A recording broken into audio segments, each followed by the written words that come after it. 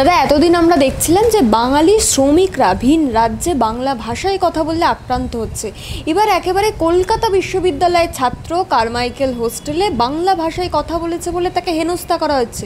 এ নিয়ে আপনি মুচিপাড়া থানায় অভিযোগও দায়ের করলেন। গতকাল রাত্রেই ঘটনাটা ঘটে, গভীর রাত্রে। যখন আমি খবর পাই তখন প্রায় 1টা বাজে। সঙ্গে সঙ্গে আমি তৎক্ষণাৎ ওখানে যাই। আমরা কোন পশ্চিমবঙ্গেতে বাস করছি? রাজ্যের মুখ্যমন্ত্রী ভোট বাড়ানোর জন্য, ভোট কুড়ানোর জন্য 21শে জুলাই মঞ্চ থেকে বলছে পশ্চিমবঙ্গে নতুন করে ভাষা আন্দোলন শুরু হবে। আমরা সেদিনও বলেছিলাম ভাষা আন্দোলনের মুক্তি অনুব্রত মণ্ডল হবে। তো ফলে তৃণমূল একদিকে ভাষা আন্দোলনের কে হাতিয়ার করে বাঙালি সেন্টিমেন্টকে, অস্মিতাকে কাজে লাগিয়ে ভোট করানোর চেষ্টা করছে। আর উপর দিকে এই পশ্চিমবঙ্গের মাটিতে তৃণমূল ঘনিষ্ঠ কাউন্সিলরের আশেপাশের লোকজন যারা, যেখানে ঘটনা ঘটেছে তুমি খোঁজ নিয়ে দেখবে ওই দোকানদাররা কারা, কোন কাউন্সিলরের ঘনিষ্ঠ, আমি নাম বলবো না কাউন্সিলরে, তোমরা খোঁজ নিয়ে বুঝতে পারো কোন কাউন্সিলরের ঘনিষ্ঠ, কাদের জন্য এত উদ্ধত্ত যে একটা হোস্টেলের ছাত্ররা বাংলা ভাষায় কথা বলছে বলে তাদেরকে বাংলাদেশি বলে দাগি দেওয়া হচ্ছে। মানে কেন পশ্চিমবঙ্গের মাটিতে বাংলা ভাষায় একজন বাঙালি কথা বলতে পারে না? আপনি কথা বলতে পারেন, আমি কথা বলতে পারি না, বাংলা ভাষায় কথা বললে সে বাংলাদেশি হয়ে গেল? আসলে এটা বিজেপি আরএসএসের ন্যারেটিভ তৈরি করা সিলেবাস। সেই সিলেবাসের প্রথম কবিতা, সেই কবিতা আর সিলেবাসের প্রথম কবিতা মুখস্থ করেছে মমতা ব্যানার্জি। সেই কবিতা এখন এই সব চেলাচামুন্ডারা পাঠ করছে। পশ্চিমবঙ্গের মাটিতে পরিষ্কারভাবে বাঙালি অবাঙালি, হিন্দু মুসলমান, এসআইআরের নাম করে এনআরসি, সিএ এইসব করে মানুষকে ডিভাইড করে দাও।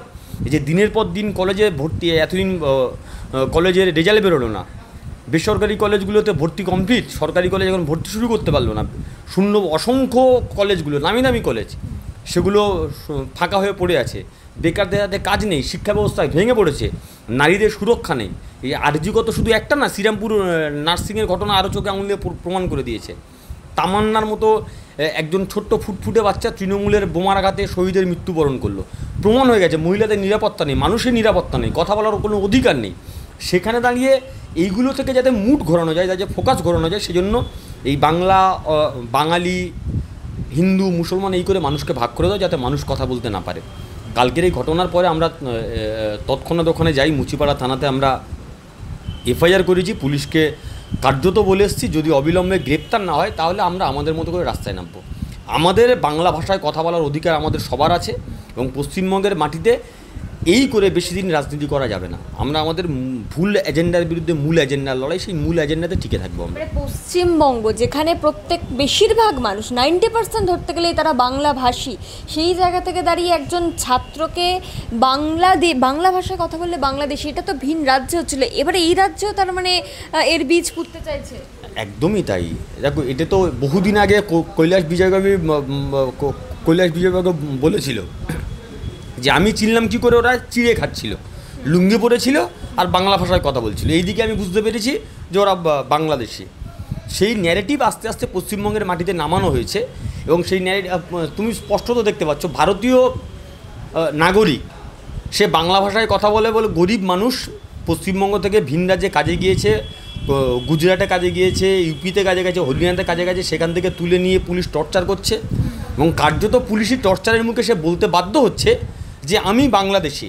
তারপর ওখান থেকে রাতের অন্ধকারে প্লেনে করে হয় আগরতলা নিয়ে যাওয়া হচ্ছে, নতুবা কোনো বর্ডার এলাকায় নিয়ে গিয়ে ঠেলে বাংলাদেশে পাঠিয়ে দেওয়া হচ্ছে। তারপরে হাইকোর্টে, কলকাতা হাইকোর্টে থাপ্পড় খেয়েছে দুবার, তাদেরকে হাইকোর্ট নির্দেশ দিয়েছে যে তুমি আমাদের সামনে প্রেজেন্ট করো। স্পষ্টত হয়ে গেছে যে আসলে এইসবের মধ্যে দিয়ে বিজেপি আরএসএস গোটা ভারতবর্ষের মাটিতে বাংলা ভাষায় যারা কথা বলে, যারা হিন্দু ছাড়া অন্য সম্প্রদায়ের মানুষ, তাদেরকে আইসোলেট করে দাও।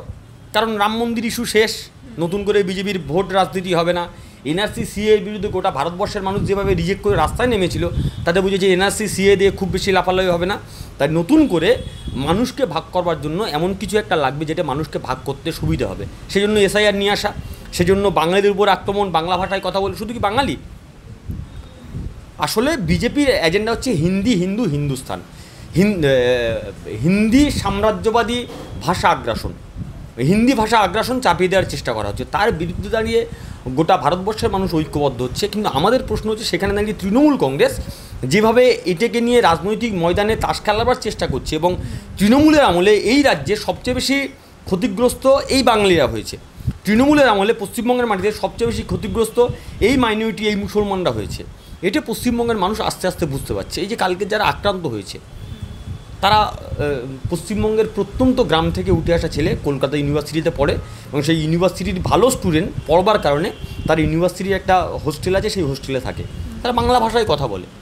তারা অনেকে যেহেতু ছোটো থেকে কেউ বনগাঁ সীমান্তে থাকে, কেউ হাসনাবাদে থাকে, কেউ নদিয়া তেহট্টে থাকে, কেউ মুর্শিদাবাদ বহরমপুরের প্রত্যন্ত গ্রামে থাকে, তাদের সবটা হিন্দি সবসময় জানা সম্ভব নয়। আর এটাই স্বাভাবিক, তারা বাংলায় কথা বলছে। সেই কারণে যারা যে দোকানদারগুলো আক্রমণও করেছে, আমাদের কাছে যা সোর্স আছে, তারা লোকাল তৃণমূল কাউন্সিলরের ঘনিষ্ঠ এবং সেই ঘনিষ্ঠতার সুবাদে তার ঔদ্ধত্য বেড়ে গেছে। এই পশ্চিমবঙ্গের মাটিতে তৃণমূল যতদিন থাকবে, তৃণমূলের ঝান্ডা কাঁধে ব্যবহার করে যা খুশি তাই করা যায়। তাই বাংলা ভাষায় কথা বললে কাউকে বাংলাদেশি বলা যায়, কাউকে মুসলমান বলে কাউকে মারাও যায়। ফলে এটা পশ্চিমবঙ্গের মাটিতে তৃণমূলের জামানতে চলছে। তাহলে তৃণমূলকেই উত্তর দিতে হবে এর বিরুদ্ধে তৃণমূল কী ব্যবস্থা রয়েছে। আমাদের প্রশ্ন একদম সিম্পল, প্রশ্ন একটা, এতে শুধুমাত্র তুমি বাংলাভাষী অবাংলাভাষী মুসলমান হিন্দুর প্রশ্নতে যেও না। এই প্রশ্নটা হচ্ছে নিরাপত্তা। পশ্চিমবঙ্গের মানুষের নিরাপত্তা কোথায়? একজন ছাত্র যে প্রত্যন্ত গ্রাম থেকে কলেজে পড়তে আসছে, তার কলকাতার বুকে নিরাপত্তা কোথায়? আরজি করের মতো মেডিকেল কলেজে একজন ছাত্রী এই নিরাপত্তার কারণে তার প্রাণ চলে গেল। ফলে প্রশ্ন এখানে নিরাপত্তা, সাধারণ মানুষের নিরাপত্তা এই তৃণমূল জামানা, এই তৃণমূল সরকার মানুষকে দিতে ব্যর্থ হয়েছে, পশ্চিমবঙ্গের মানুষকে দিতে ব্যর্থ হয়েছে। তো ফলে এটা এই দায়ভার তৃণমূলকেই নিতে হবে।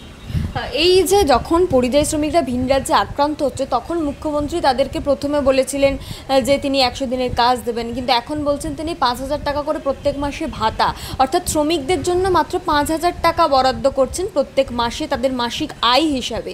অন্যদিকে ক্লাবগুলোকে বছরে 1,10,000, সেখানে তো মাসিক যে খরচ সেটা তো আরও বেশি হয়ে দাঁড়ায় যদি সেটা প্রত্যেক মাসে ভাগ হয়। দেখো, প্রথম কথা হচ্ছে, আমি হেঁটে হেঁটে আসছিলাম, একটা অটো যাচ্ছিলো, অটোর পিছনে একটা ছোটো করে সুন্দর একটা কোটেশন লাইনে আস্তে আস্তে দেখলাম, যত করবে চালাকি পরে বুঝবে জ্বালাকি। স্পষ্ট ভাষায় লেখা আছে। চালাক হওয়া ভালো, চালাকি করা খারাপ। রাজ্যের মুখ্যমন্ত্রী চালাকি করছেন মানুষের সঙ্গে, পশ্চিমবঙ্গের মানুষের সঙ্গে চালাকি করছেন। ভেবেছে বাংলার মানুষ বোকা, ভুলে যায় সব কিছু, অনেক কিছু প্রতিশ্রুতি দিয়ে যায়। আচ্ছা, আজ থেকে বছর 2-3 আগের ঘটনা তোমাদের মনে থাকবে। আফরাজুল বলে মালদার একজন বাসিন্দা ভিন রাজ্যে কাজে গেছিল, মুসলমান বলে তাকে পুড়িয়ে হত্যা করা হয়েছিল। সেই সময় রাজ্যের মুখ্যমন্ত্রী পরিযায়ী শ্রমিকদের উদ্দেশ্যে বলেছিল, তোমরা যারা পশ্চিমবঙ্গে ফিরে আসবে তাদের নগদ এককালীন 50,000 টাকা দেওয়া হবে, ডিএম অফিস থেকে দেওয়া হবে। সেই টাকা আজও পেল পরিযায়ী শ্রমিকরা।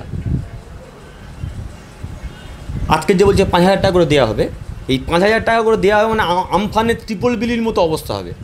আমফানের ট্রিপলের সময় আমফানের লোকের বাড়ি ভেঙে গেল, যার মাটির বাড়ি উড়ে চলে গেল, যার টালি আছে টালির চাল উড়ে চলে গেল। ট্রিপল পেল কে? যার 3 তলা বাড়ি আছে। বাড়ি ভাঙার টাকা পেল কে? যার 4 তলা বাড়ি আছে।